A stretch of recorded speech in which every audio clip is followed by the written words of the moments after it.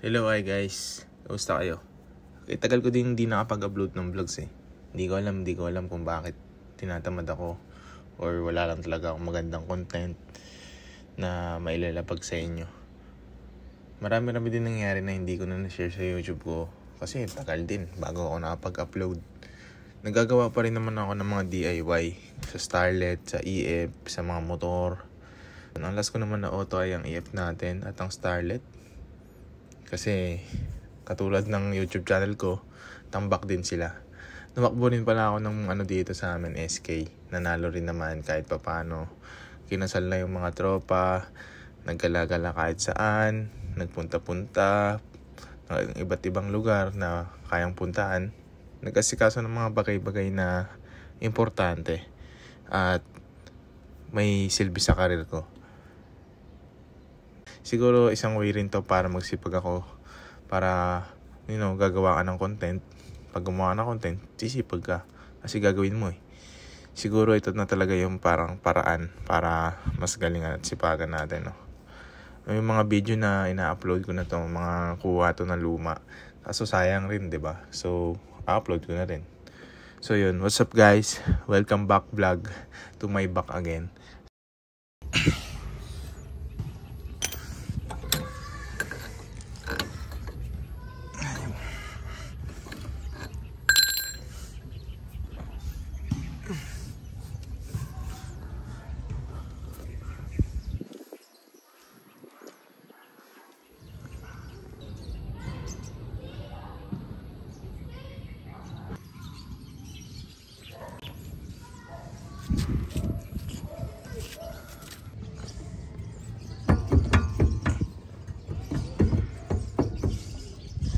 May tornilyo pa siguro.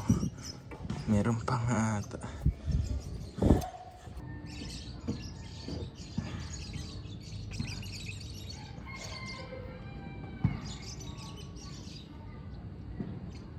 So, eto na yung sa left side. Same procedure lang. Para matanggal yung preno. Kasi medyo maluwag naman to. Alam ko, naiikot ko. Hala, ayan, naiikot siya. Pero maganit din eh. Ayan, kita nyo guys. Yung tornilyo. Ayan, hindi rin matanggal. So, alasin natin. So, ito na lang left side muna yung gagawin ko. Dahil itong right side ay stuck up talaga. Tapos ayaw niya lumabas yung piston. Dahil nga natanggal yung hose dun sa kabila. So yung fluid lalabas lang dun sa kabila. Bubulwak lang ng bubulwak dun. So bala ko, isa-isa ko na lang ayusin siya. So unahin ko muna to. Pag naayos ko na to, pipinturahan ko yung preno. Lilinisan ko to. Tapos yun, ayusin natin. Tapos yung low thread, papalitan ko yung low thread. Alam ko ang low thread ito eh. Ayan, ito low thread, papalitan natin ng stud. Madali lang naman yan, pupukpukin lang natin yan para lumabas yung stud. Tapos yun.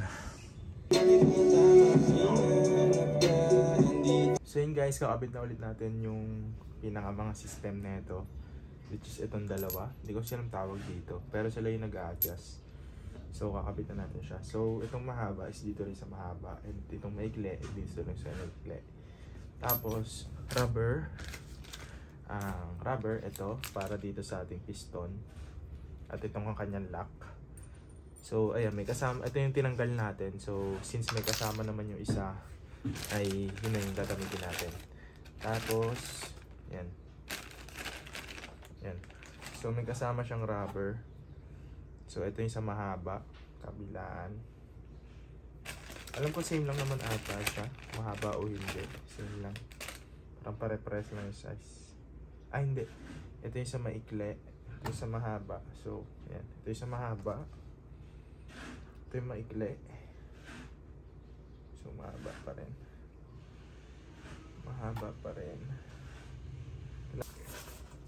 So dito mo siya ilalagay sa pinakakanto.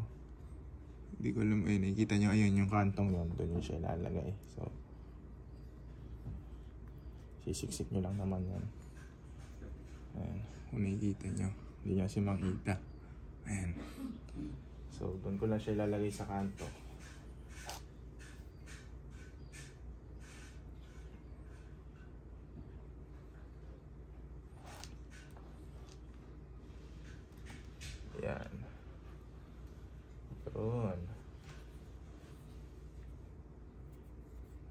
So, nakita nyo guys. Ang focus natin. Ayun oh. Ayun, yun. Ayun. So, dun sa kanto. Tapos lalagay natin tong ring. So, yung ring niya, alam ko ipit is this one eh. Alam ko ganyan siya. Ayan. So, parang meron siyang kanto. So, yun yung ipit dito sa kanto. So, kabit natin. So, yan.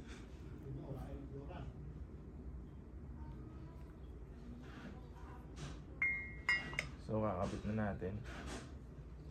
Hindi ko kasi alam kung ano yung mauuna.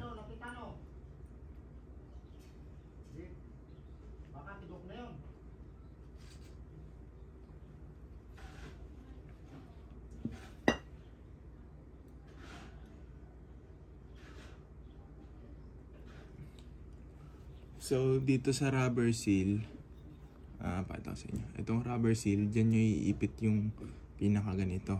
So, para maglalak siya dito. Sa pinaka kanto. Ayan dyan. So, kasi mag-focus. Yun. Lost thread na kasi to. So, kailangan ko itong pukpukin para lumabas. Ayan o. So, hindi siya, lost thread na yan eh. So, pupukpukin ko to para lumabas dito sa likuran. Tapos, ipipress ko na lang ulit.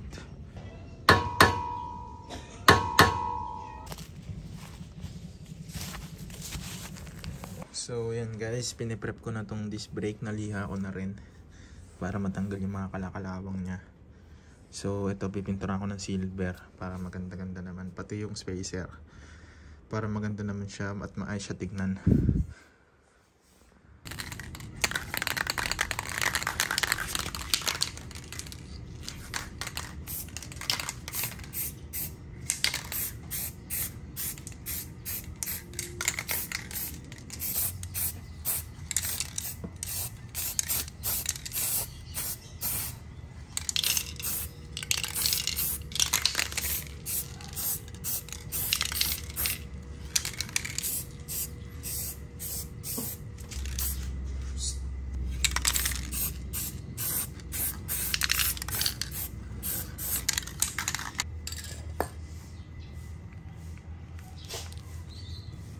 So, yan guys. Ito na yung sa kanan na caliper.